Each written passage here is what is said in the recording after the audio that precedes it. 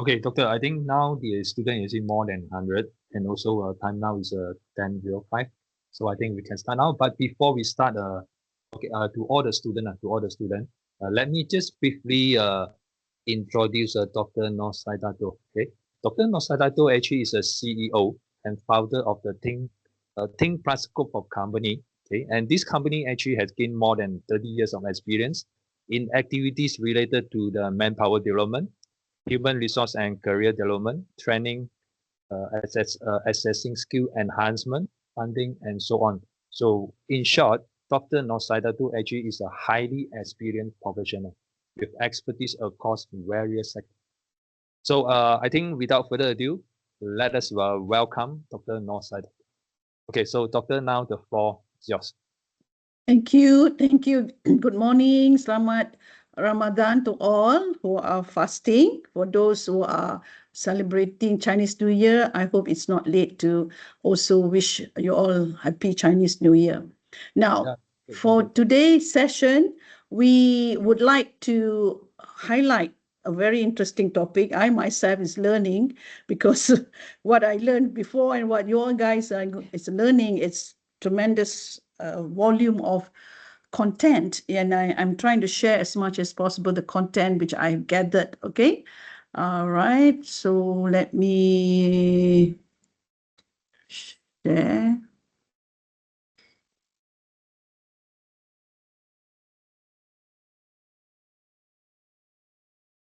Can you all see my screen?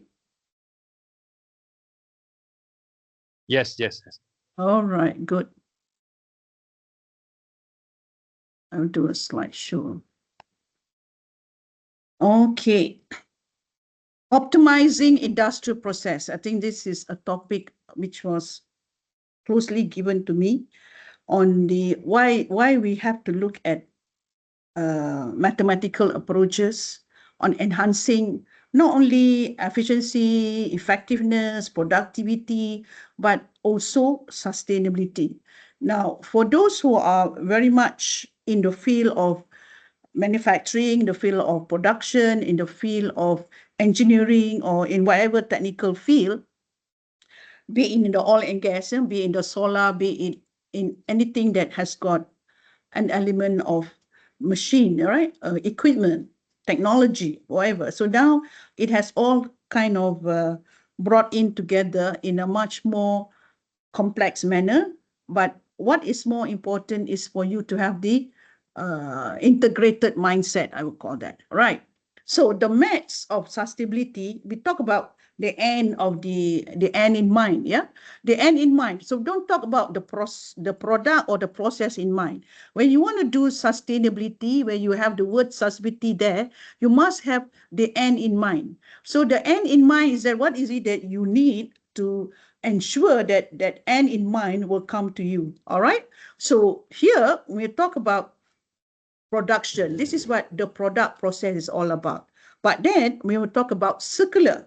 Circular doesn't mean that you are going to go into linear. You're going to go into an element of where it has a complete cycle.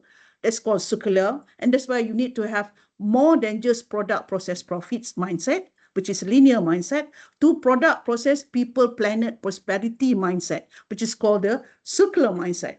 And now with the word regenerative, which like whatever that you produce, you got to have already an element of innovation involved, right? Now, in any production, there's always these life cycle issues. But when we talk about the industrial system, all of them will have a life cycle, right? You have either a product life cycle, process life cycle, or a sustainability life cycle, or even your personal life cycle. Everything will have a life cycle. Now, we talk about the element of uh, optimization, right? Those days, optimizations has got a very limited scope. Now, optimization has come to a very complex, yeah, because you need not only to measure the resource efficiency to maximize whatever that you want to utilize with very limited wastage. You also need to now look at environmental impact, where there is very limited very less hazardous going to the environment. But what all in all, you need to also look at the prosperity element, whether you're able to get back your cost of production, your element of continuity in business, and the element of to what extent whatever resources you use are going to put into minimal requirement, not as as an abundance. So this is where each and every one of you are tightening closely all these things, and that's where the strategic thinking of the production is to maximize and what we call optimize, right? So this is where you guys are trying to learn. Now, then you have all the necessary process flow that you need to do, all right, to make sure that the optimization comes to its full capacity. These are some of the things which I think all the floor factory are trying to arrange as much as possible, where there is optimization in every element of your process flow. And then you also look at elements that has increased in terms of cost, and mostly it is coming from your electricity. That's why you see a lot of people are changing, from their electricity of using coal to using solar, all right, and to make sure that their carbon footprint now is being measured somehow to complete their reporting in the manner that they know what is exactly going on in their production in order for them to go for the optimization. So there is an element of calculation, but nowadays the system has integrated softwares to look at that calculation. So you don't need to worry about how the energy integration is coming into your operations. The same thing when it comes to the other materials that you're going to use, right? Whether it is element of liquid, element of solid, element of what they call how to call it, a hybrid element. All these things will have its own cost on its fluidity. And I'm sure you all know that these are materials that you need to control in terms of its usage, right? And then you don't worry, do not worry about my slides. My slides are plenty, okay? If you miss one of my slides, there's always the other slides which will help you to understand. And then, how do you look at yourself as your ability to reduce waste or to reduce defect? So all these elements, that's where you have to work as a team. You got to work in many elements on how the production is being processed, whether there's any risk in the type of work that you do, and how the wastage is to be controlled. All right. And of course, even when you put that disposal here doesn't mean that you just put it into the landfill. You need to then do a lot of recycling still. All right. So the element of circular here is to the fullest, not product, process, profit. It has to be product, process, people, planet, prosperity. Yeah. So you got to look at from the point the disposal need to be also be checked. And then when you want to look at results, of course, there's a lot of element of where is your optimized point, yeah, that you need to calculate to bring down to the target that you want, that you have reduced your risk, reduce your costs, and of course, maximize your return. So there's an element of your graphs that you want to hit as the best formula or the best simulation that you can get. All right. And then moving from that linear line to circular network, this is where a lot of people are still struggling. Yeah, many manufacturers, many factories, many production houses are still struggling because they have started from the very basic of linear production, and then now they got to look at in total even their waste management, the one that they use as a scrap or whatever. So there's a lot of regenerative thinking that need to be done. So from all of you who are going to enter into the job market, you are required to have this thinking already. So it's not something that you need to be told or something that you need to be aware of. All right, it's already a skill that you need to have. Yeah. So how to assess on this ability? So this is where I think you need to then make sure your project that you have in mind will have the circular mindset right from the beginning. As I said, it has to have the end in mind, not starting from looking at materials, looking at process and thinking you're going to come up with a product, but that there is no circular element in it. So starting from now, you should already have it. Okay. And then when you look at the circular economy model itself, there are many other opportunities that you can contribute or be involved in. All right. So this is part of the optimization formula that you need to already have. Okay. So not just looking at the linear programming, but you got to look at other programming that is going to integrate together with your earlier programming. So these are things which I believe is going to be more complex and sophisticated, but that doesn't mean you did not understood it as a concept, right? So the concept must be right in terms of how you look at the circular element coming into this.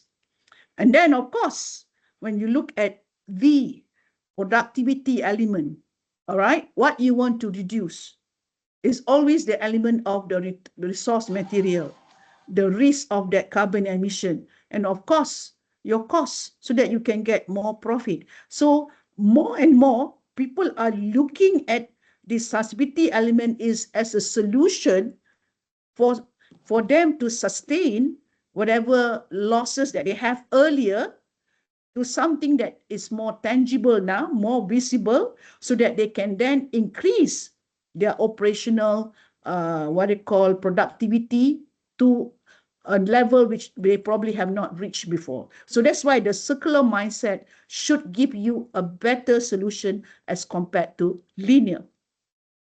So never work in silos, all right? If you work in silos, meaning that you are always looking at it from one angle or looking at one method or looking at one solution, always looking at the point of view that there is an element of communities.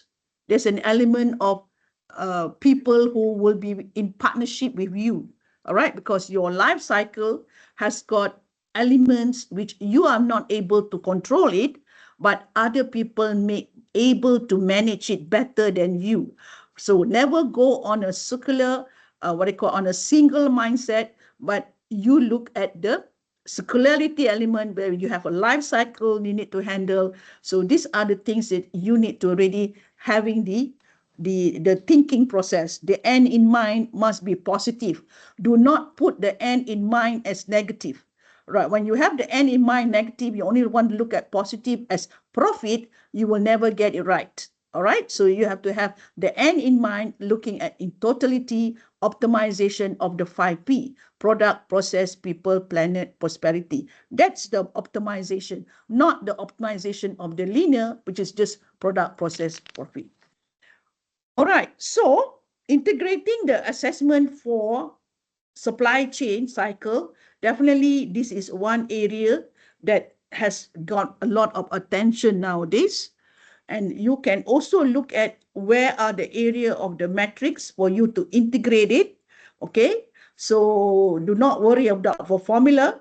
Look it from the point of view that there is already a matrix coming into all this life cycle. Okay, and then there is an element of being digital. Digital is already coming in. So there is already a possibility that a lot of these materials that you use can be read by technology instead of by human, all right? So elements of where you can reduce the human error so that you can advance your optimization to lesser risk. You can do that. And a lot of people now are looking at all this process flow and where they will find the major risks or the higher risk, the highest cost, and so that they can get the bigger output with lower impact. Okay, so there is a lot of the customization and simulation that need to be done. So once you have that product, process, people, planet, prosperity, you will have the total unified framework for you to then share your information. This is where your ESG report will come in, all right? Because you have already able to perform in a manner that you will have your own integration solution to report, all right? So without the operation, without the SOP of the operation, without the integration of the operation, a lot of the time the reporting will be what I call misled by information which are not ready available or information that is missing. So there's a lot of elements when you want to go into sustainability. So it is something that you cannot capture it unless you put it inside your strategic thinking. All right. Now, elements that you know that you need to get data for you to get a better, for you to have a better problem solving element. This is where your agility to collect data must be there. Now, a lot of people think that agile situation is only in technology companies or fast moving companies. No, in any elements, especially in the production, there's a lot of agility moment. What is agility? You can Google what is agility, but the fact that you need to have a fast decision making is very important. Because why? Because when you talk about optimization, the strategic thinking is always on an everyday basis. It's never on a 1 month basis or a 1 year basis. It has to be on a everyday basis. So you need to get as much information in terms of your data for you to make better decisions and for you to, of course, sustain your sustainability to the highest value. Sustainability for the highest value with the minimum cost. Now, let's look at how you look at the industrial challenge now. How does efficiency meet sustainability? Now, with the fact that everybody is having this energy burden, people got to pay a lot of money for the resources, whether it's the petrol, whether it's the electricity, whether it's the water, whether it's the the material, the sand, whatever. Then there is again a rising pressure to look at the compliance issue. Now, the compliance issue comes in because of the climate change, because of the risk of carbon being released too much into the atmosphere. Now, all this because there's linear production. So the sustainability assessment on ensuring that no risk is to be given back to the environment. So you need to then integrate those data that are at risk to be managed in the manner that you can reuse it back and repurpose it back, recycle it back, or make it as a new item, as a new product, as a byproduct. That's where the regenerative mindset comes in. So sustainability is not about a technology. Sustainability is about having the ability to control your risk, where your ecosystem, the ecosystem where you build your business, whoever you are with, whether you are stakeholder 1, stakeholder 2, stakeholder 3, stakeholder 4, all right?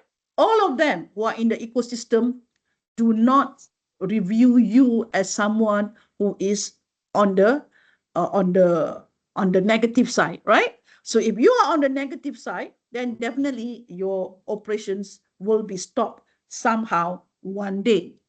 Now, I have looked through many materials. There are 34 sources which I've looked at, and I found that when we talk about this sustainable industrial system, especially in the field of optimization, and why we are looking at certain technology and certain formula which are non-linear, right?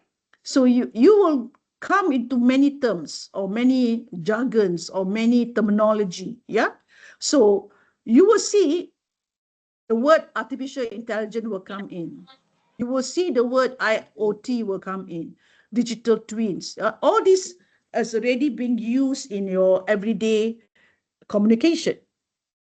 The same thing, later on, I will give you a very detailed description or an Excel sheet to know the difference between all this model that you need to understood, all right? So when we talk about production, there's always a model, and now the term as model, predictive control, mixed integer, linear programming, not only just linear, now you have mixed integer, linear, and you have many others researchers that are applying new algorithms, yeah, new algorithms for you to become more what do you call that, more robust, yeah, more robust, more efficient. All these things coming in, especially now when you talk about the environmental accountability, you already have to look at your carbon footprint from your life cycle assessment, which falls under the ISO 14074 and all that, right? So all this comes in. What more, the power of the computer that, or the computerization, the power of the 5G network, it's again coming in to support, all right? So all in all these technology elements are coming into your mind. And how are you going to integrate all this? All right, so it cannot be just looking at just one angle. You got to look at things in totality, and you got to know all these things. What does it mean for production? All right, so don't just learn for memorization, learn for its simulation. So you have to understand how these things are being driven. All right, so when we talk about, yeah, all of you are probably studying for academic reasons, right? For academic reasons, you want to be qualified as someone who is competent, but competency doesn't match if you did not have experience, right? So as much as possible, competency will not match if you do not even know the term, all right? So the term must be already in your heart or in your soul or at your fingertips, not just searching for it when you need it, all right? It has to be already an element that you fully understood. So you will not only look at linear programming, which is the very basic. Kalau kita kata dulu ni, saya belajar linear programming, is because these are foundation, or at the time it was already advanced at my level, but now it is your foundation. All right, now if you're talking about non-linear, this is where you already need to have your circular thinking in mind. All right, and what more, now you have this mixed integer, you have to have a better way on how you have your decision making done. All right, so all these are supporting your strategic thinking. So not just having one solution and you did not know the rest. So your mind must be able to massage all these jargons with strong discussion. If you did not discuss, then you think you can memorize, it will not happen. All right. So what you need to have is, how do you optimize this? You need to have data, right? Data. So it cannot be fake data. It has to be, as much as possible, the real-time data. So what is real-time data? You know, that data that come from the census, come from the life plan, okay? And then from there, you will then need to look at some cases as where you can build your foundation in your optimization model, all right? Get to learn about all this model and then find a case. When you find a case, look at the description of the case with respect to using the model itself. Then only you will know what are the differences. And later on, you will see what are the performance indicators that are going to come out of this different model. Okay, so there's always an of doing it beyond basic. All right, so now we are not talking about pure maths, we are talking about applied maths, application of that knowledge to the real life example, right? So this is where you have to work in teams, you have to work with the researchers, you have to work with the scientists, you've got to work with many people, not just looking at just one discipline. All right, you got to really work as a team to solve the problem. Okay, and then look at the understanding that there is this term now called machine learning. Machine learning is already a tool that people are going to use to help the decision-making process that are more complex than the human mind. That's why you need machine learning. So it's not relying on machine learning. Machine learning needs data. All right, so you have to be the one feeding the right data. That's why you have to have the real-time data feeding the machine learning. And of course, what type of machine you use to do the integration, those are elements of the complexity of the variables. To what extent you are using the supercomputer to do it, right? So, and then of course, you need to have a lot of reading and looking at some of the results of the other researchers that will help you to get your review better on certain techniques that have been used, whether it is good or bad. So you just cannot just muddle through without also learning from other researchers. And then, of course, how do you learn and optimize smarter? So it's not a smart machine, all right? Machine learning is not smart. Machine learning is optimizing data, not the data that you gave to them, into a way that they can do prediction. All right, prediction that can be read as risk, can be read as issues, can be read as whatever that you think that can give you the messages, right? Can give you a report. All right, so here is you have to be an analyzer.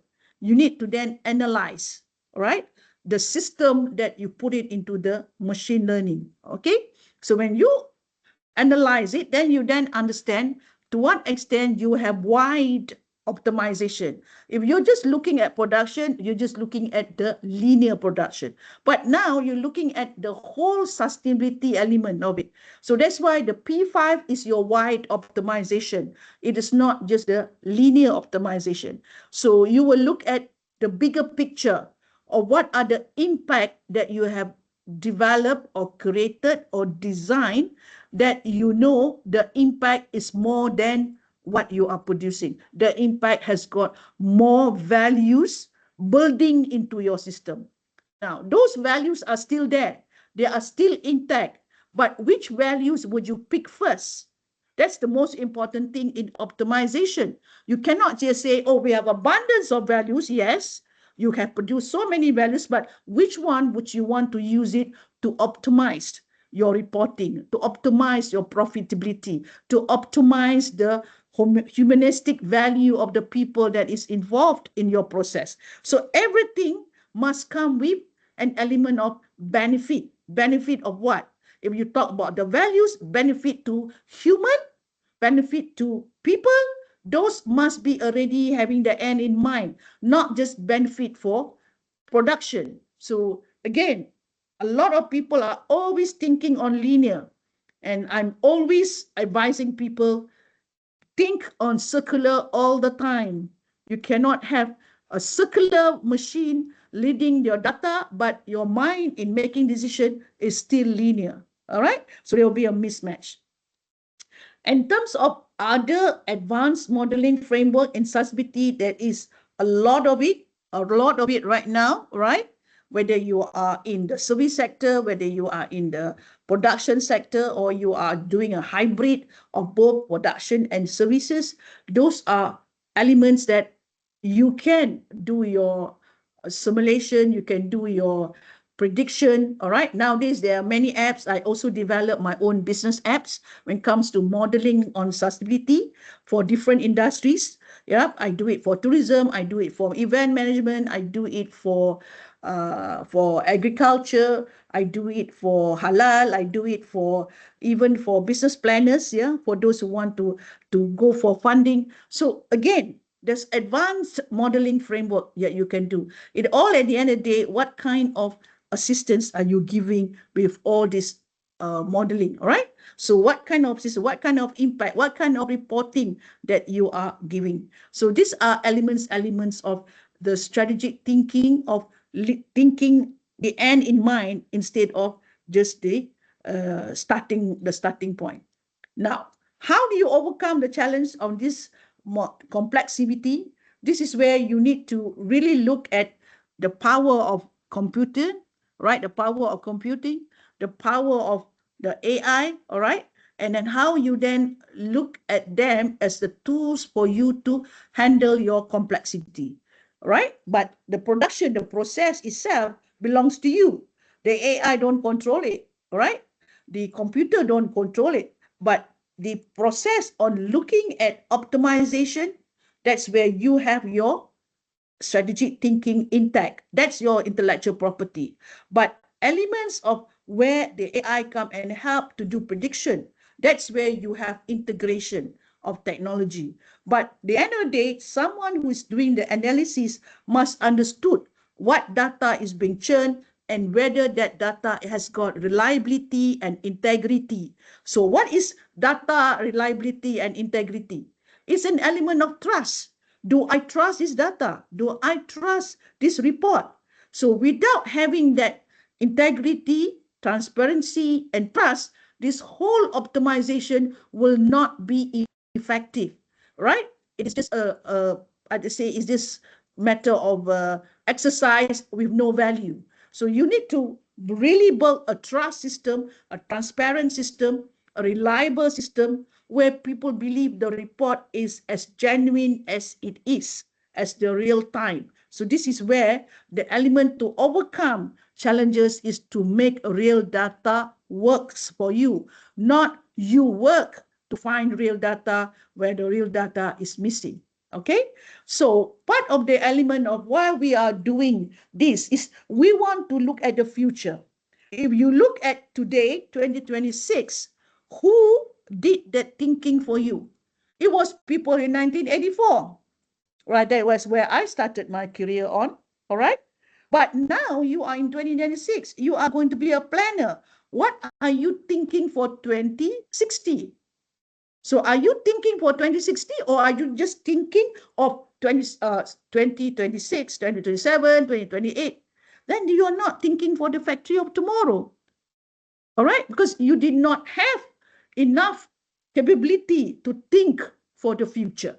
Only think about just 1 or 2 years ahead. That is the most risky production of mindset that we have in Malaysia. That's why you see other people are more advanced, because they think when talk about tomorrow is talking about 2060. All right, but here, if you're talking about tomorrow, means it's tomorrow. So that is where how what I call how cetek lah kita punya mindset tu is only to think for a very short distance. So you become blind very fast because you did not see how to look at the future. The future is already having the tools. That's why you need the tools now. You got to have all the data about the population, you're looking at the risk, look at all the elements of demand and supply, all that, you can have it. You have the supercomputer to do that, to do the prediction. So don't use just for the sake of an Excel sheet to just do a simulation. No, that is tadika level lah. All right. So back to where we are, what we want to do. So practically, you must have an element of looking at what would be the future industry is, all right? Now, even though if you look at how you look at elements that you want to start as a pilot, don't look at it as what exists right now that you have, that other people are already doing, and you want to do it as a pilot. So that doesn't have enough enough power for you to be more creative. All right. So when you talk about you being in academic, you have to be a researcher of the future, not researcher for the present. And this is where the depth of the university is where they have good researchers, not just many researchers. Many researchers, there's abundance, but good researchers, there are few. So why are we producing a few? Because people are not expanding their mind. All right. While you have the right tools, you have the right infrastructure, you have the right ecosystem, you have everything right to think, but somehow the mindset is closed. That's where we have a weakness. So in terms of how we want to look at optimization, and you know that you are having a very strong mathematical background, all right? And you can be now the catalyst for transformation. You can, if you want. But if you can't, it's not because you have limits. There's no limits. You can't because you don't have the desire to build that talent. So if you have the desire to build the talent, you will know how to bridge yourself to the future. But if you don't have the desire to build your talent, you only look at what is for tomorrow and what is it that I think I want to do for myself on a very selfish mode, without looking at sustainability in the bigger picture in terms of what will I be contributing for the future. So this is where you need to then compose yourself. Compose yourself, ask yourself, why am I learning this subject? Why am I learning this subject? It's just for to have a A, a B, a C, a D, then it has no meaning. All right? Therefore, what we want to do now is to make sure that to transition yourself to be regenerative, you have to have the element of what is it that are at risk right now for the people who are doing the business, and what are their risks if they don't do it now, and what will be the future for them. So there is an element of you being in the middle and you being one who understood what is their present scenario, right? And what is their challenges for the future. So when you have to do that balancing, what you need to do is, okay, what is the present situation? What is it that I need to improve? And what is it for the future that they need to prepare as well? So this way you need to have that present and future balanced up so that there is continuity. This is what we call agile leadership. Now, if you're talking about agile leadership, is people who's able to act on the present and also prepare for the future, because they don't want to face the challenges later on and say that, why didn't I think about this? So that is where things will just go wrong. So as part of your interest, yeah, to look at machine, to look at concept, to look at where you are right now and how to bring out more what they call assets being used. So this is where you have to have a better way on how to do your prediction. Okay. Now there's what we call deterministic architecture and the generative architecture. So there is a difference. All right. Now I'm not going to line up the difference. I'm telling you there is a difference. So you need to find out what is it, yeah, that the predictive, what they call compositions, and the one that has been machine learning, what is it that you can use better, yeah? So again, all this comes with your attitude to know the difference. If you do not know the difference, then you can't see between white and black. If you know the difference, you will know what are colors. Why are there many colors in white? Between white and black, white has many colors. So there are different colors under white. So you need to then know the difference as well. All right. So on the generative methodology, there are elements that, as it says, these are the things that you need to know when you are doing all this integration for the mathematical formula. All right. So these are all advanced stage, and I'm sure all of you, if you know, it's good. If you don't know, just read up. Okay, just read up. So the question is, so what on all this learning, right? The so what is a question of why. If you know what is what am I doing this? Sorry, what is it that I do not know? That's what. Why am I doing this? Why do I need to know? That's why. All right. So the question is, so what is why? But what's the next question? Now what? So what are you going to do? You know that you need to do it. All right. And if you don't do it, there's going to be a lot of risks, a lot of challenges. So now what is something that you need to have the ability, all right, to look at the complexity way ahead before the problem comes.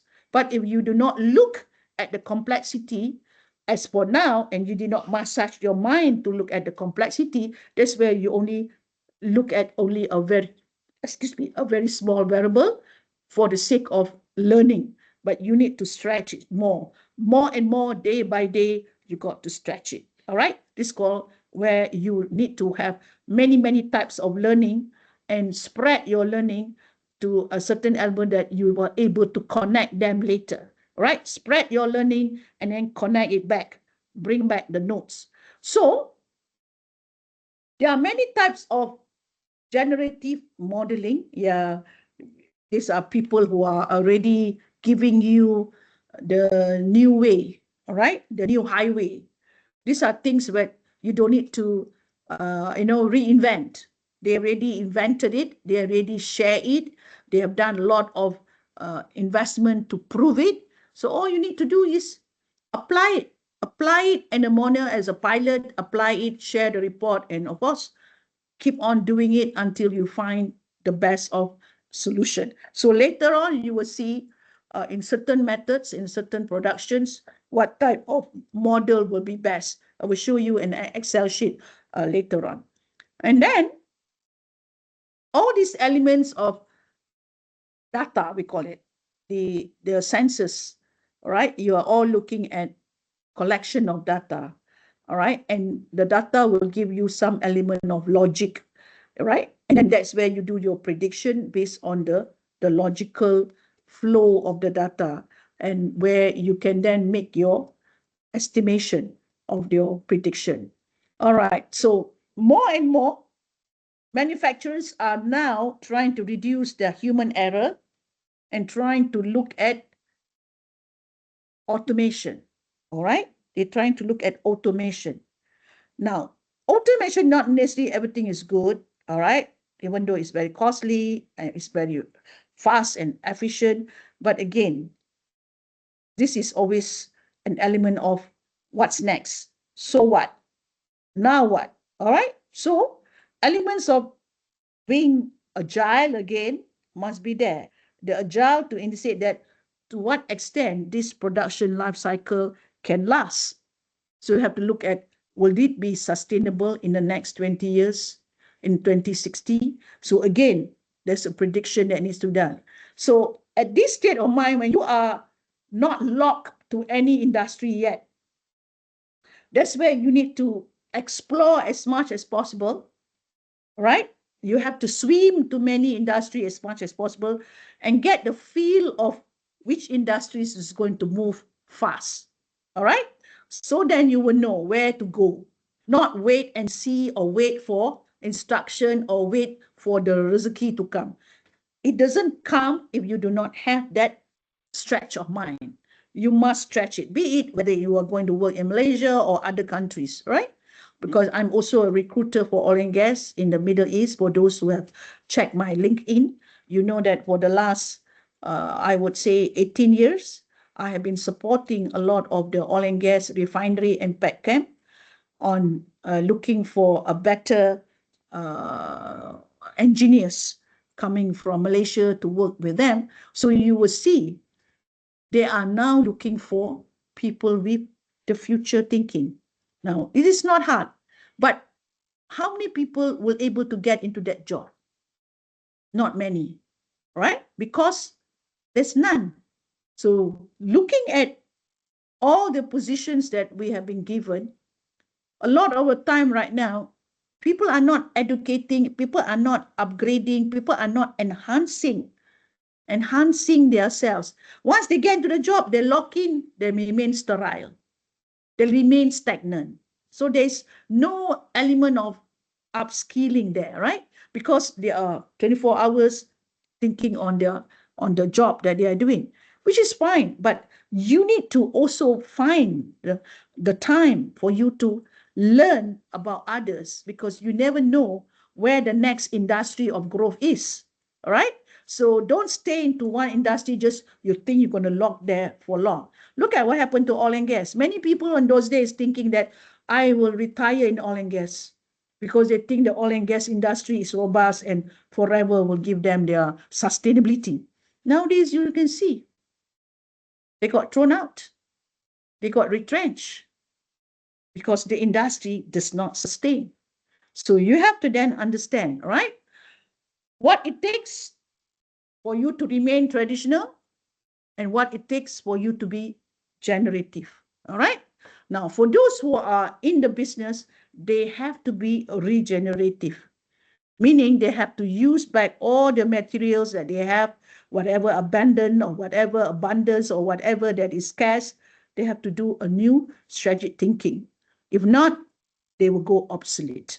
And you have seen many past big companies, people like Kodak, people like Nokia, people like many others. Even Microsoft transformed right now.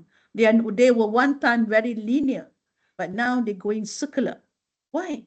Because they cannot sustain in a linear economy, right? People are all now in the circular economy. So if you think big giants can still stand forever, then you are wrong. Okay? So overcoming all these new challenges, or I won't say new challenges, challenges which are already forthcoming. You know that is forthcoming. All these challenges will be new at one time and then become the main challenges. And after that, the challenges will move to another level. So if you do not address the challenges in the beginning, it will get accumulated for the next level. So again, this is what you have to have the understanding about how you look at challenges in the early days, handle it, and challenges in the later days, where you think you may have the money, you may have the strength, which probably you are already too late. All right. So those are things that you have to keep on reminding yourself. So what is the cost if you don't take action? If you are already growing but not robust, what is the cost? Again, you will lose more, right?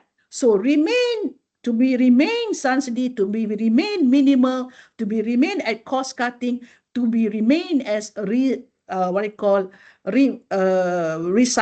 for materials that you never used before. Those are sustainability issues for you to keep on moving at a pace where everything is controlled, everything is minimal, everything at no waste. All right. Now, you might think that the topic of sustainability only come in the corporate world. It's completely wrong. Sustainability come from home, from the individual, from your parents, from home, the leader in the house, the mother in the house. He or she will have the sustainability of the house. How to use electricity, how to use the water, how to use the material, the clothes, right? I come from a family of 9, so my parents were having the best of policy for sustainability, right? Because you are not having abundance, you have to handle all the elements in a manner that everybody will have equal share, everybody will have equal opportunity, everybody will have happiness.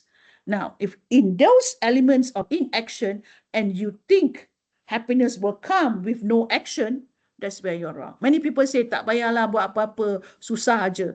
You see, will they be happy in future? They will not. So happiness is when you take action. So I'm not saying that this is the last slide, but what I'm trying to say is that when there are already tools to help you in the decision making, make full use of it. They are not going to replace you. So a lot of the point, many times people think, oh, they're going to replace me. How are they going to replace you when you are the one who helped them to make them work? So if you think you are replaceable, that's where your mindset is wrong. You are in the reverse thinking. All right. So a lot of the time, when you talk about transforming manufacturing, there's a lot of things that you can look at. So you can never get rid of yourself. But if you think a robot can get rid of you, it's because you know the robot has got a function that works better than you. But if you are the decision maker, you don't tell me you're going to get rid of yourself. Right? So a decision maker is always someone who will find whatever that is missing that the robot cannot do. All right? So these are areas, if you look at this, there are many, many things here that needs solutions, that needs integration, that needs a more optimization formula to be integrated in it. So there's no way that you can be obsolete. All right? Then, how do you make yourself intelligent so that the loop keep on growing? All right? The loop keep on growing. That's why from the generative control to the circular supply chain, there is a loop that you have to keep on checking and integrating and making it come back to you. All right? Because business is about customers coming back to you, suppliers coming back to you, client coming back to you. So there is an element of that circular supply chain coming back to you.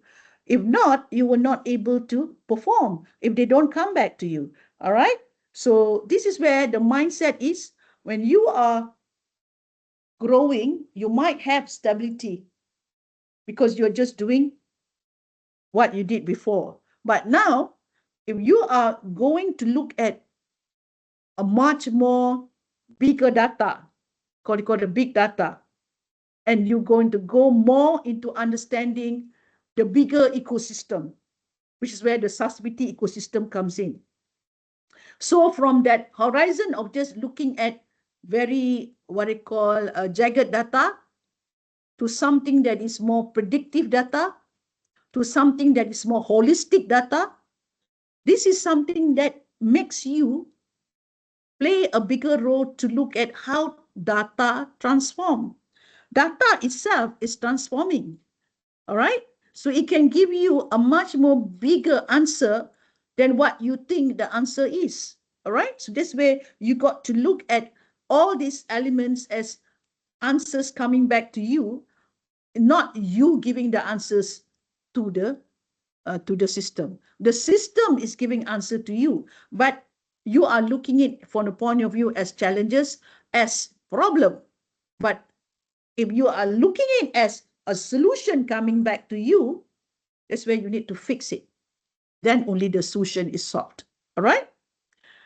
Now, we're talking about these are all elements which are part of your concept that you need to know. All right? And these are all things that as someone who have mathematical thinking, love concepts, love diagrams, love informatics, love all this description because it makes the storytelling better. All right? So I'm sure for all of you who are very talented here, you use a lot of informatics or infographics because you know it gives you a lot of expression regarding the system. All right? Again, all these elements of how you look at data being distributed,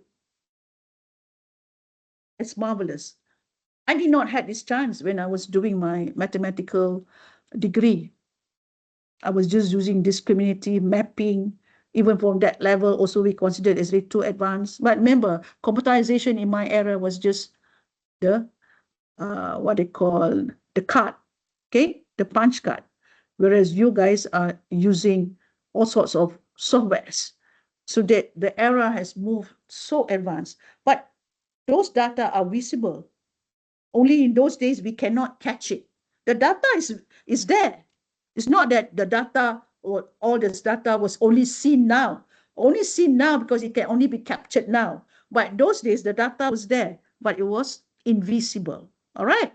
So when you look at the taxonomy of the manufacturing, you can see these are all the elements of the systems that is taking place. And this is talking about the advanced system, all right? Advanced system. So at least if you are not going into something which is this advanced, at least get to know about it, understand it, have your concept stretch.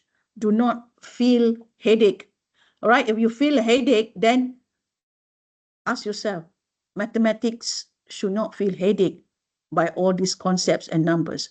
They should not, because you are supposed to be able to handle it. That's why you've been given the task, the skill, the talent, the opportunity. All right? You should know how to handle it. And then when you have the augmented prediction model, all right, so the simulation can make it a better description. You don't need to do Copilot because you have the augmented. So the computerization will able to give you some element of simulation. So this is where I believe you all have got the best of the tools. So do not make yourself lazy, all right, or distance away from these tools. Make yourself nearer to them. Enjoy it. Enjoy this kind of work, because you will never get it outside. Okay. And same thing for the global optimization. You're looking at it from an angle where you can see things more clearer than others, because you see the mapping of it differently depending on what variables you use. This is again something that can give you some element of what is the type of job that you're going to do in future. So think about it as your job positioning. Okay. And then when you look at case studies, always look at it from the point of view, what are the things that you can include in your strategic thinking. And even though you're using multi-robot, there's always an element of what's next. So what? All right. Now what? Use all these terms so that it gives you an element of stretching your mind. All right. Stretching your mind. This is why we call what, so what, now what, will give you the agility thinking. Okay. Those are things I'm giving you as tips if you want to become great leaders. All right. Then we're talking about the holistic element of how it have to come back to you once you are already having your diagram in place. So you need to understood also where does it fall, where there are the areas where failure happen. All right, especially when you are doing linear and not doing circular, and you don't have a life cycle. That's where you get blocked by the authorities. All right, because you did not follow certain compliances and so on. So that is why be having the end in mind first, with that sustainability element in mind before you start a project, before you start your modeling. Make sure you understood what is the sustainability in mind that you need to have. If not, you will block. So looking at the element of the supply chain optimization with the life cycle optimization, this is where I think everybody will learn to get into the best match, get into the best of how they call combination. And this is where when you get the perfect combination and integration, you will get the optimization very, very well needed, needed into your process. All right. So if you have technology matrix A and you have intervention matrix B, you will get a combination of these two. You get a new process flow, you get a new SOP, you will get a new what I call job description that has got different metrics altogether. So these are the combination which probably are the challenges of the present people who need to learn about this. And more again, it's for to solve on the future challenges. The people who are applying this may not be many, but you know that in the next 10 or 20 years, the application is going to be more frequent. All right. So prepare for the future because the demand will be more in future. But if you think you want to sell now for all this integration, it may not be ready. So this is where your cycle of building your knowledge, yeah, from the beginning, if you are a beginner, but you can see later on, you will see there is a slope coming up to the maximum where you see the bell curve coming down later. All right, meaning knowledge gets sick to a highest mode or highest what they call reach, and then it will come down. Just like right now, everybody is on AI, everybody is going on the highest mode to reach what AI can do. And then after a while later, everybody already knowing it, they will decrease their knowledge on searching for it because it has subsided, but they will go to the next knowledge as well. All right. So optimization in a circular economy, this is where your sustainability element must be checked, not just within your internal operation, but you got to also look it from the external ecosystem. Who are affected by your production? Who are people watching you by your production? How does the government tax you by your production? All this is the bigger ecosystem. So you got to look at, in general, not just looking at internal, but someone need to look also at the external. So elements of how you want to make the integration of or the composition of what you learn and how the dynamics of this industry is going to go beyond, beyond the present time, beyond. People now, if you go to China, you go to see the city, the AI city there, you cannot imagine. They have not only one supercomputer, they have thousands of supercomputers. But in Malaysia, if you ask for a supercomputer, you're probably just a handful. Again, these are things which, we are so behind certain countries because the intelligence of the country is high. Malaysia's intelligence is getting lower and lower. At one time, we had a very good intelligence on manufacturing, on factory optimization. It's because other people didn't had the opportunity to go into manufacturing. They were still in the traditional industry, like agriculture, like element of home base. And then when they play catch up, they are more intelligent, right? Because they extend their mind and stretch the mind to be more. But you must stretch it in a positive manner, not stretch it in a negative manner. So stretch it in a negative manner, that's why you see a lot of scamming going on. Yeah.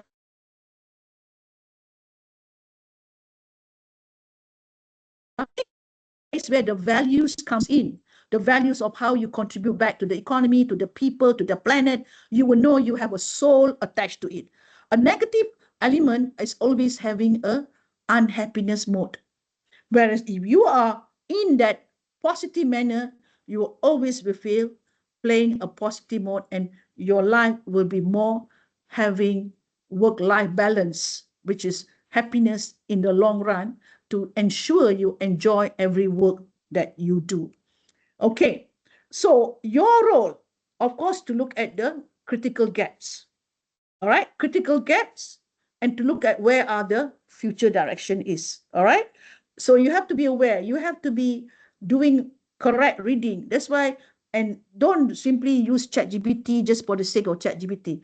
There is some element of ChatGPT you can use, but you have to look at also some authorized researchers that can give you better answers, all right, than ChatGPT. So look at elements on how you ask questions, right? Look at elements on where are the areas you ask the questions. So you know there is a risk in everywhere that you put in your data.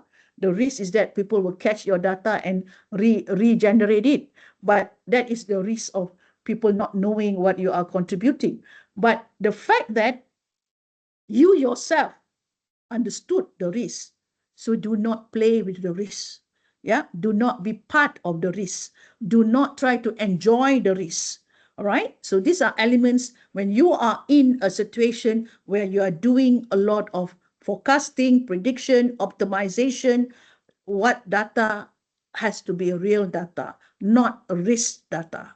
Okay. All right. So how you redefine optimal here? It's not about yesterday, but it's more about how you can make it speed up with the minimal cost, right? So the years of the many years to come, you need to be really, really robust. We need to be really, really adaptive, not just static, and we need to be really, really regenerative, right? Meaning not just moved on one zone and then remain there and never have any innovation embedded into it. So that's why you will have it incomplete. Okay. So I'm going to give you one video, all right, for you to listen to this video. If you have any questions, just hang on to that first. So I'm going to play this video. Boleh nampak ke my video? Can see? Boleh nampak ke? Hello?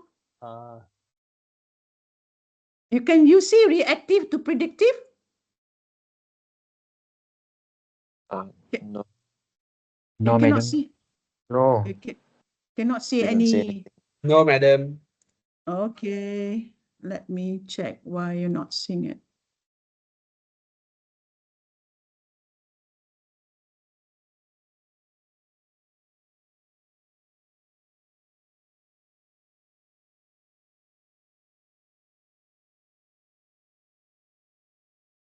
Can you see now?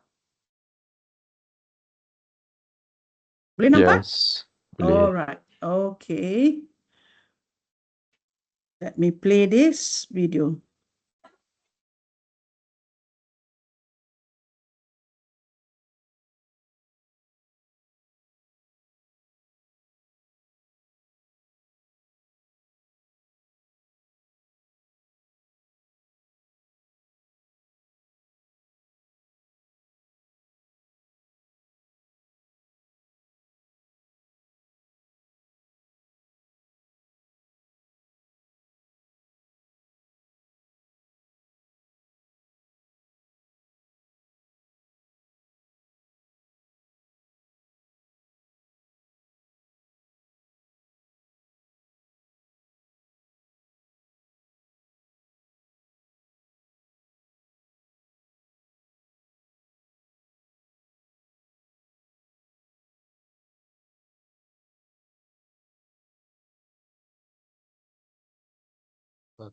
Doctor, is it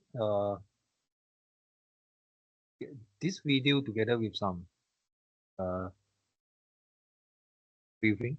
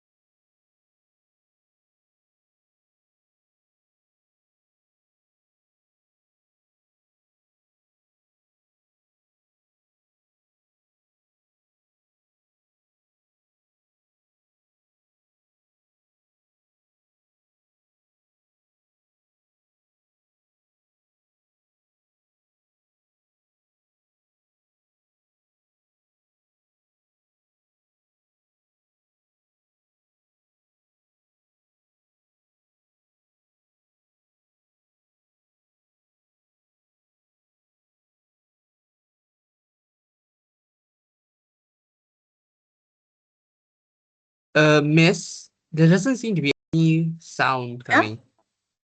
There doesn't seem to be any sound. Yeah? There doesn't seem to be any sound coming from the video. No sound coming from the. No. All right. How come? You mean to say I played the whole thing without a sound? Yes. Okay. I don't know because does your system can capture the? I'll give the YouTube. Can your system capture it? All right. Let me give you the link. Hold on.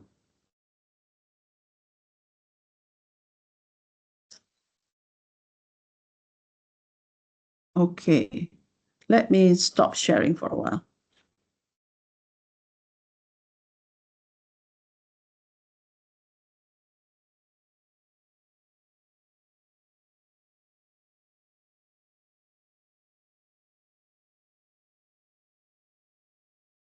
Where are you guys? Yeah.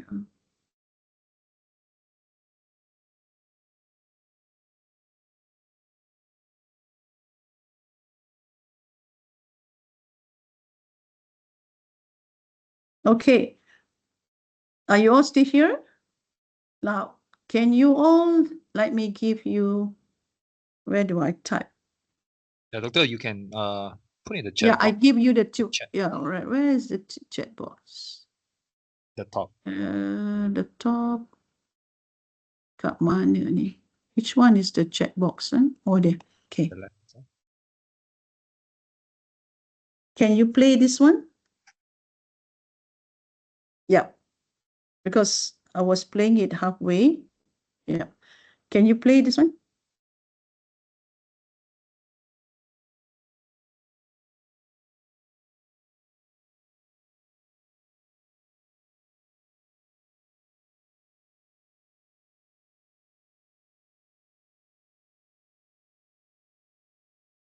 Yeah, we can, madam. Yeah. It's better from your side. Yeah.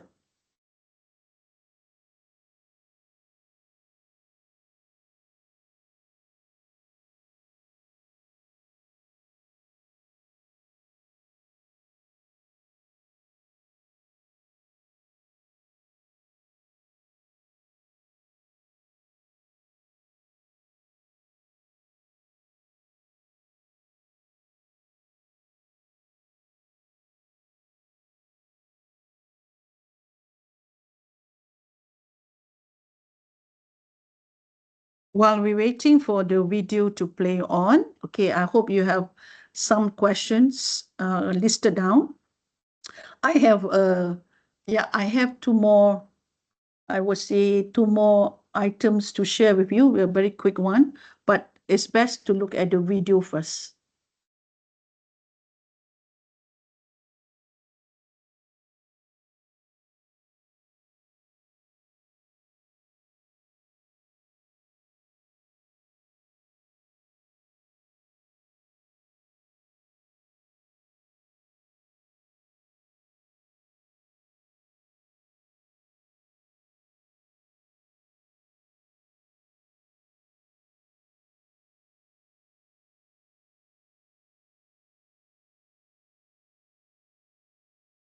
Boleh ke? Can play? Boleh, madam. Yes, Boleh. yes, yes. I think the student maybe are watching now. But we don't see it. I think they are watching on their own. Oh, they're watching it on their own. They're watching it. Okay. Maybe we post here we cannot capture the sound. Maybe. Yeah, I guess so. The system. So let them watch it on their own. Yeah, once they finish, they have to tell me.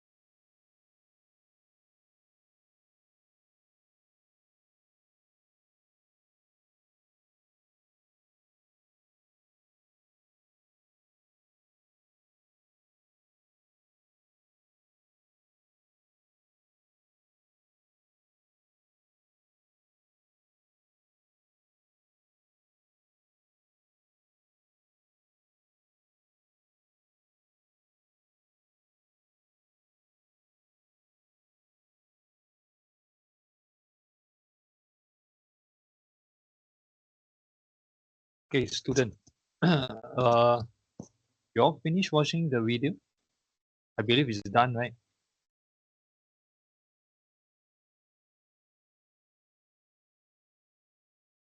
Okay, if they have finished, all right, I will continue on. All right, I will highlight on other things that I wanted to share on. All right.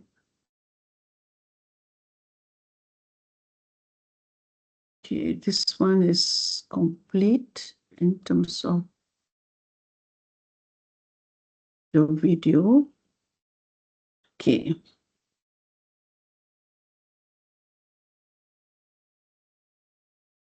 All right, so I'm going to stop share at the moment, and I'm going to go to another sharing session.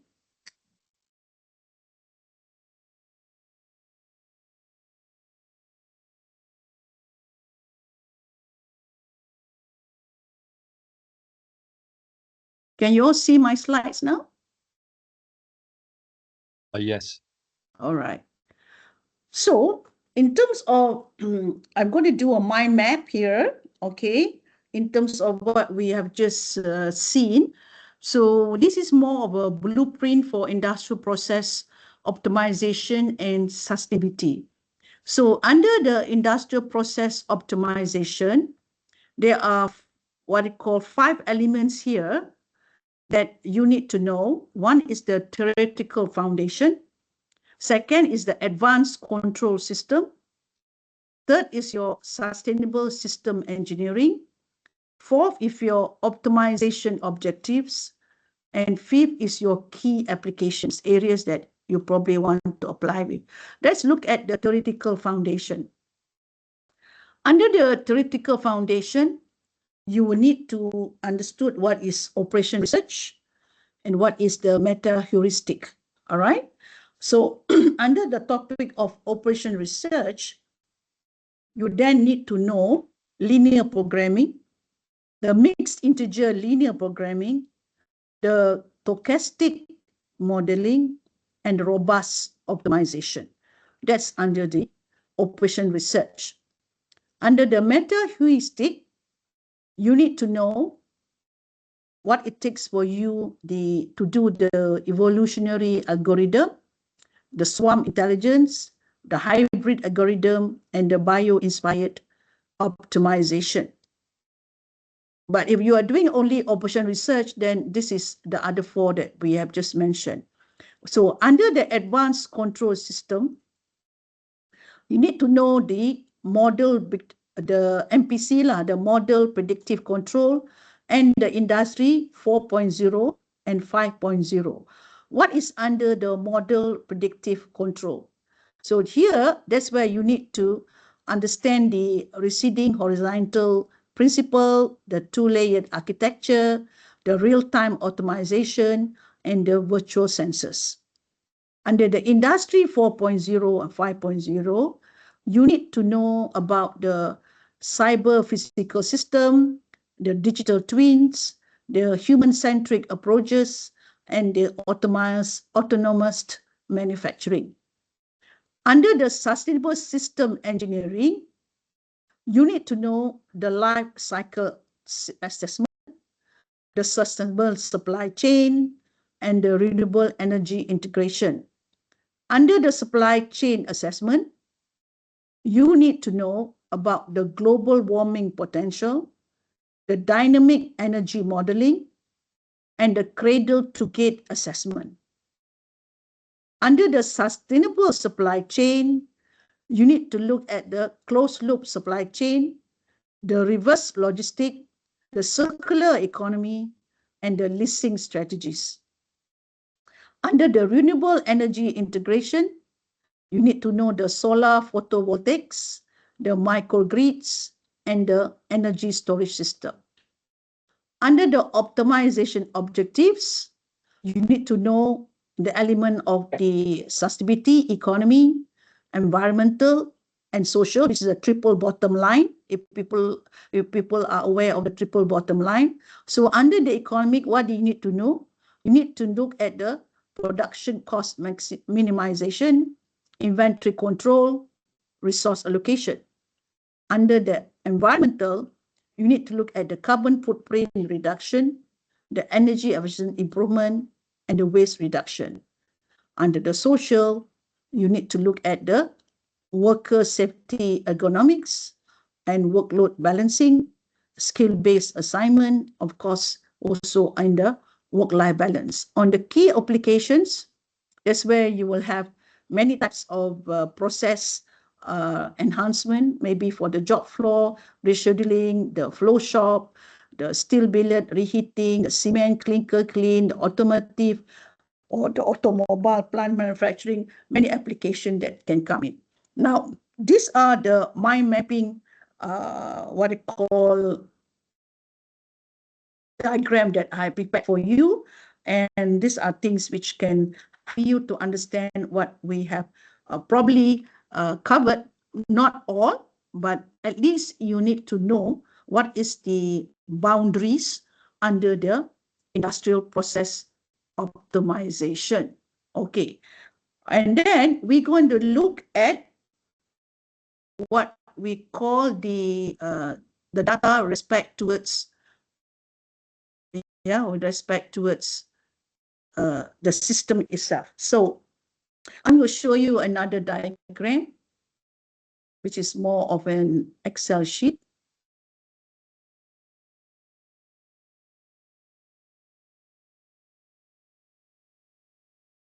Okay.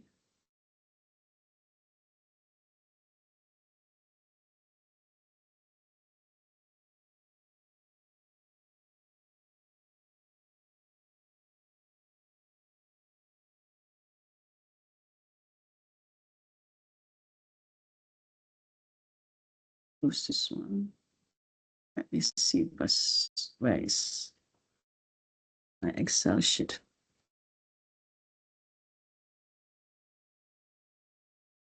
Here it is. Can you see now my Excel sheet?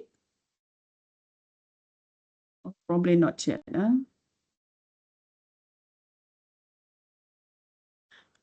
Okay. Now, this is an Excel sheet that looks at, okay, where you will have the title there, the application area, the model type. Yeah, this is the model type. What type of model? The application area, model type, optimization objective, the sustainability pillar that you are addressing, the decision variables, the performance metrics, and of course, here is the source of the literature that we have used. Now, let's look at the first one, which is the circular economy.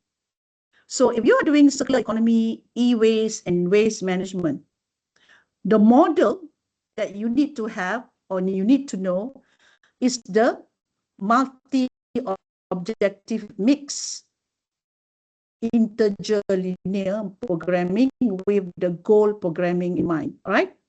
So this is the model I can use for circular economy. And what is the optimization that you're able to achieve? Is, of course, minimize total cost, maximize resources recovery, reduce environmental impact. And what is the sustainability pillar that you are addressing? You are already addressing the economy, the environmental, and the social. And what are the decision variables that you need to have? That's where you need to have the data relating to the economic order quantity to suppliers, the material allocation for processing, and the facility allocation and allocation. So those are data that you need to have. What is more also interesting is your performance metrics. What are the performance that you want to have, create your optimization? There is, of course, on cost reduction, on the increase in resource recovery, and on the lower impact of your environmental. So you need to measure that by percentage, to what extent, year by year, are you helping out, right? And then let's say you look at other application, which is the closed loop supply chain life cycle. Again, what would be the model that you can use is the mixed integer linear programming. And what is the optimization objectives? All right. So every model will have different objectives and what are the area of your coverage for the sustainability. So you're covering the three elements yourself. So what are the scaling vectors and what are the performance metrics? Okay. And if you go further for the circular economy, let's say for wood, for plastic, and for any other systems that you use, you can use this model for your optimization theory. And what is it that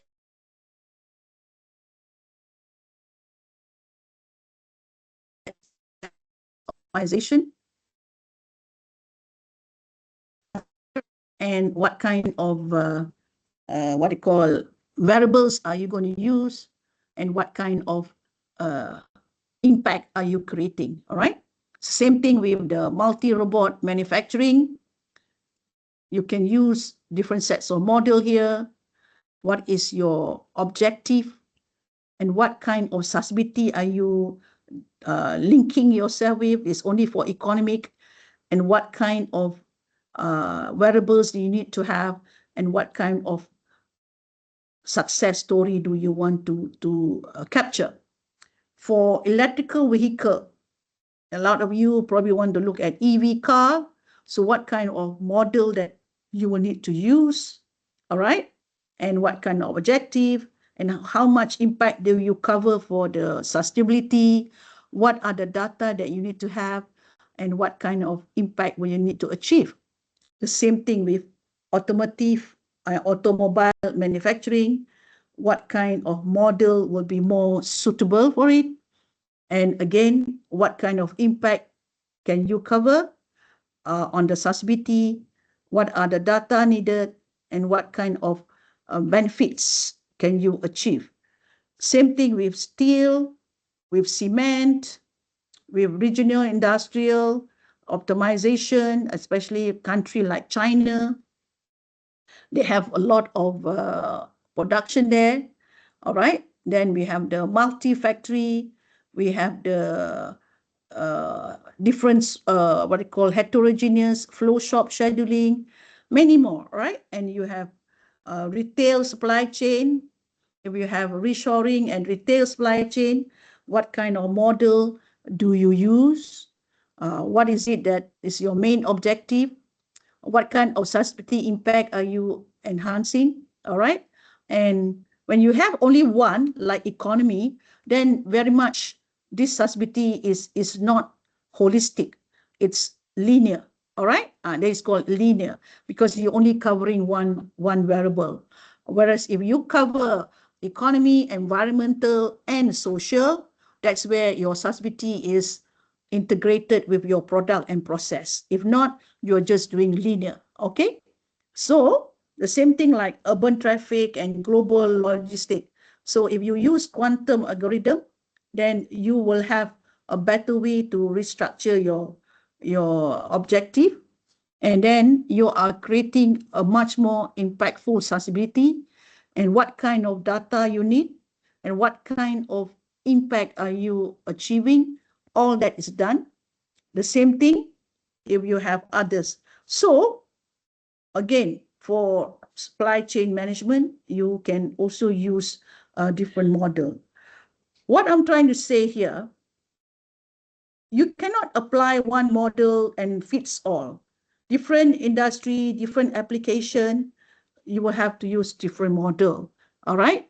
We are giving you an idea of what a model should be. All right.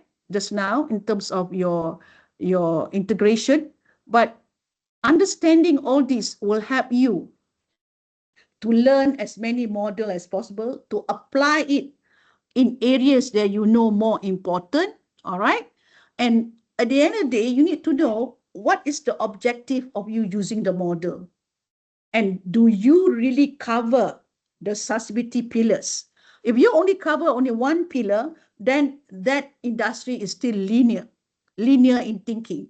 But if you covering three sustainability pillars, meaning you are already able to catch up with that sustainability elements, which is already in demand by the industry.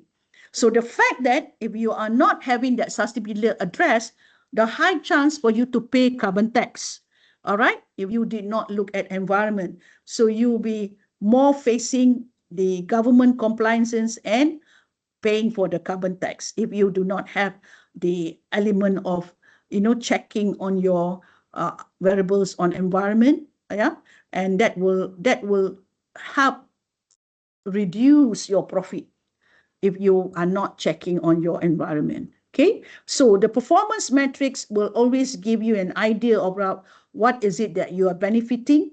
Just like what you see in the video, they will show you, if you go circular, they will give you a totality of which are the variables where you increase cost a bit, but you reduce risk in certain element, and you increase impact in certain element. So these are all the decision-making tools that you need to know. All right, I'm going to stop here because we have 15 minutes left, and I would like to, listen to questions rather than to do my presentation. And I'm sure all of you have already get an idea of what I'm covering for this completely 2 hours. Yes, Mr. Key. Yeah, student, to student. Any questions? Wow, more than 200, yeah? 238. That's great. So questions? More than 200 students. Okay, student, any questions?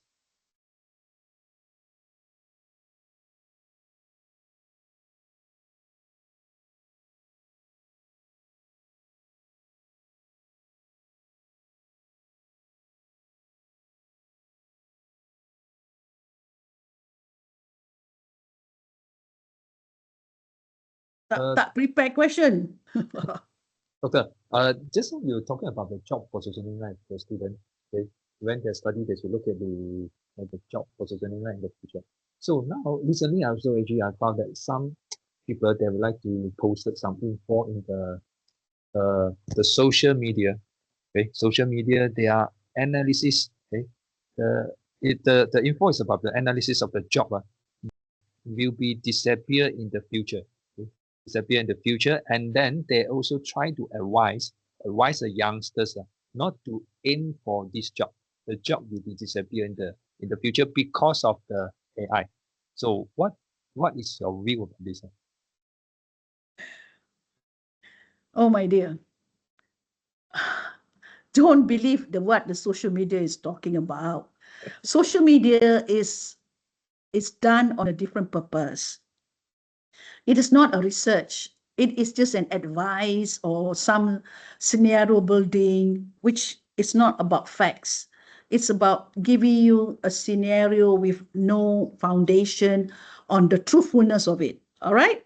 Now, as I mentioned to you, AI is a tool. It's created by human. But no AI is going to replace human. It is more of your support, or what I call a support system, to help you to make a better decision at a better speed. Now, when I say at a better speed, in those days, you probably need to do an analysis by 1 or 2 days because you need to get the data from many other sources. But now you can use AI to get certain data. And what is more important is the objective for you to get the data, for you to get a better decision, for you to do a better decision, for you to do a better analysis on what you need to decide now. So in this present world where AI is coming around you, you need to be agile. And you need to be really, really understanding that those tools are there to assist you in a better decision making, not to replace you. So if this kind of job is like, oh, you replace, then you are making someone become a leader as if he knows what the future is. All right? So don't listen to a social media to a certain extent. That is actually the trend. No, the trend is in yourself. If you don't believe in what you can contribute, that is where you yourself did not develop the skill where the industry wants. All right. The trend about buying online, that is good. That's why you see there's a lot of companies who will go on e-commerce because there's a trend on going online. Does it make anyone jobless? Is this a shift?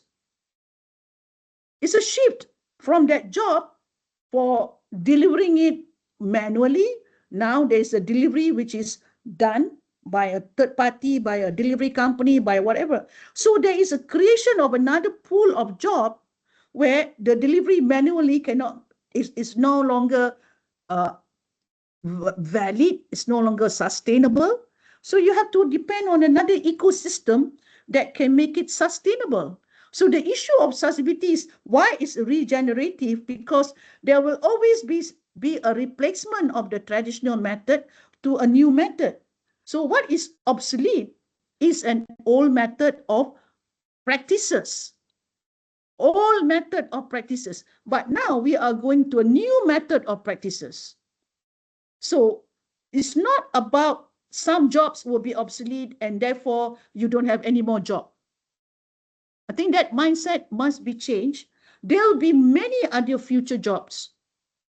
It's just a matter of how you fit into the ecosystem, where the ecosystem is growing, because there is an alternative to the traditional job. There is a growth to that traditional way. So that's why you see there's a lot of, especially in the food industry, there are many versions now. Let's say, for example, those days, if you want to, when you want to find traditional herbs, you will not get it. It's either your mother or your mother-in-law who prepare for it because it's traditional. But now you can find it on TikTok, all this herbal.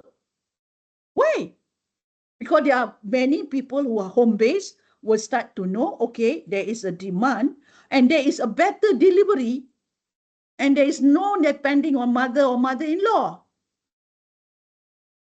You know what I mean? So don't look at traditional method as obsolete. It has grown to a new model, to a new ecosystem, to a new player, right? To a new, what they call a better, knowledgeable logistic in terms of its deliverables. So that's why you see the logistic industry, the warehousing industry, the shipping industry is booming. The transportation industry is booming. But what is the worrying part about this transportation industry is the carbon emission.